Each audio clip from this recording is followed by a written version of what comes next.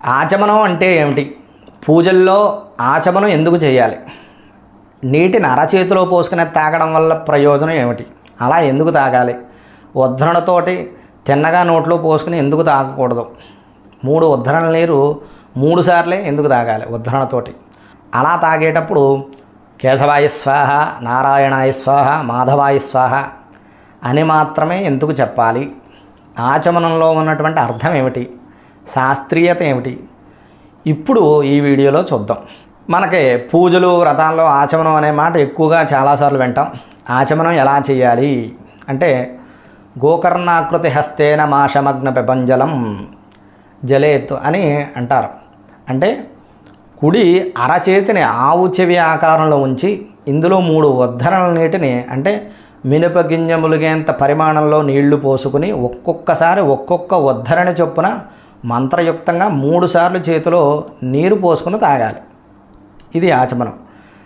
చేతిలో పోసే నీళ్ళు ఈ మినపగింజ కంటే ఎక్కువ కానీ తక్కువ కానీ ఉండకూడదు. ఈ ఆచమనం అనేది రోజుకి ఎన్నిసార్లు చేయాలి?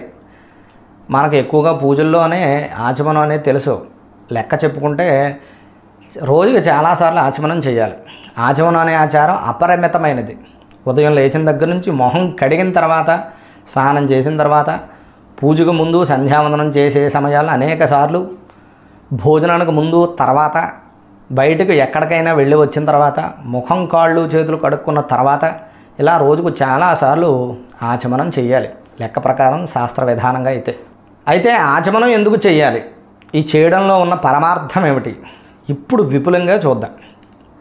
మన గొంతు ముందు భాగంలోంచి శబ్దాలు వస్తాయి, మాటలు వస్తాయి, మాట్లాడతాం. దీన్ని స్వరపేటిక అంటాం. దీని చుట్టూ కార్డిలేజ్ అనే కవచం కూడా ఉంటుంది. కొంత రక్షణ, ఇది రక్షణగా ఉంటుంది, రక్షణ లభిస్తుంది. అయినప్పటికీ ఇది ఎంత అద్భుతమైనదో ఈ స్వరపేటిక అంతే సున్నితమైనది. ఈ గొంతు స్థానంలో చిన్న దెబ్బ తగిలిన ప్రమాదమే. స్వరపేటిక దెబ్బతిని మాట పడిపోవచ్చు, ఒక్కొక్కసారి ప్రాణమే పోవచ్చు. స్వరపేటిక లోపలి భాగంలో ధ్వని ఉత్పాదక పొరలు వోకల్ కార్డ్స్ ఉంటాయి. ఇవి ఇంగ్లీష్ అక్షరంలో వి ఆకారంతో పరస్పరం కలిసిపోయి ఉంటాయి. ఈ స్వరపేటిక యందు గాలి వివిధ రీతులుగా సంచార రూపంలో లోపలికి వెళ్ళడం వల్లే ఆ ధ్వని పొరల నుంచి వివిధ తరంగాలు ఉద్భవించినప్పుడు రకరకాల శబ్దాలు, మనం మాట్లాడే మాటలు ఇటువంటి వస్తాయి. ఇటువంటి శుద్ధమైన శబ్దస్వరాలు రావడానికి ముఖ్యంగా మన నోరు, ముక్కు రంధ్రాలు సహాయపడతాయి. నాలుక, పెదాలు శబ్దముల ఉచ్చారణకు సుస్పష్టం చేస్తాయి. ఇవి ఇలాగ మాటలు, శబ్దాలు సులభంగా, స్పష్టంగా కుత్తుకు నుంచి బయటకు రావాలనే ఉద్దేశంతో 3 ఉద్ధరణల నీరును తాగమని చెప్పారు. ఈ క్రియ వల్ల ఏం జరుగుతుంది? అక్కడున్న స్వరపేటిక, కవాటాలు, పల్చటి మాంసపు పొరలు, అంగిలి, కొండనాలుక, గొంతు లోపల భాగం, శ్వాసనాళం, అన్ననాళం, స్వరతంత్రులు, వాటి చుట్టూ ఉండేటటువంటి ఈ సున్నితమైన భాగాలను లూబ్రికేట్ చేసినట్టు అవుతుంది. వీటి యందు ముఖ్యమైన కంఠం, నాలుక, పెదాలు, వీటికి బలం కలిగించడమే ఆచమనం యొక్క ఉద్దేశ్యం. దీని అర్థం తెలుసుకున్న మన మహర్షులు ఏం చేశారో ఆచమనానికి ఇంత ప్రాధాన్యత ఇచ్చారు. అలాగే ఆచమనంలో 3 ఉద్ధరణల నీరు మాత్రమే ఎందుకు తాగాలి?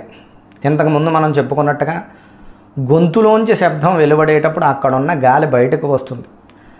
అలా లోపల నుంచి గాలి బయటకు వస్తున్నప్పుడు అందులో వేగం ఉండకూడదు. శబ్దం సులువుగా, స్పష్టంగా రావాలి.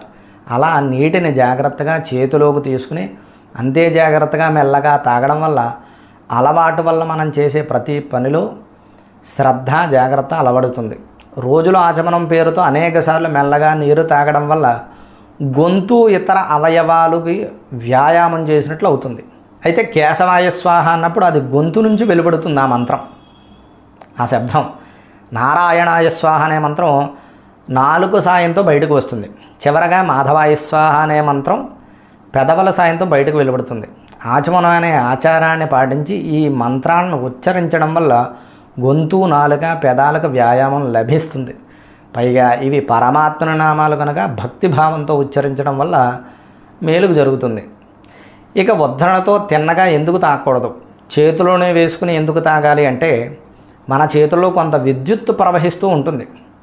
చేతిలో నీళ్లు వేసుకుని తాగడం వల్ల ఆ నీరు విద్యుత్తును పీల్చుకుని నోటి ద్వారా శరీరంలోనికి ప్రవేశిస్తుంది. అక్కడ ఉన్న విద్యుత్తుతో కలిసి శరీరం అంతా సమానత్వం ఉండేలా, సమధాతువుగా ఉండేలా చేస్తుంది. ఒక ఉద్ధరణ చొప్పున కొద్దిగా నీరు సేవించడం వల్ల ఆ కొద్దిపాటి విద్యుత్తు పెదవులు మొదలు నాలుక, గొంతు, పేగుల వరకు ఉన్న సున్నితమైన అవయవాలను ఉత్తేజపరుస్తాయి. ఈ ప్రయోజనాలే కాకుండా ఒక పవిత్ర ఆచారంగా భావిస్తూ రోజులో అనేకసార్లు పాటించడం వల్ల మనసు దాని మీద కేంద్రీకృతమై లేనిపోని బాధలు, భయాలు తొలగుతాయి. ఏదో ఒక అలవాటుగా పాటించే ఆచారాల వెనుక ఎన్నో ప్రయోజనాలు ఉన్నాయి, శాస్త్రీయత ఉంది. ఇది పూజల్లో రోజులో అనేక సార్లు చేసే ఆచమనంలో ఇది అంతరార్థం ఉన్నటువంటి శాస్త్రీయత.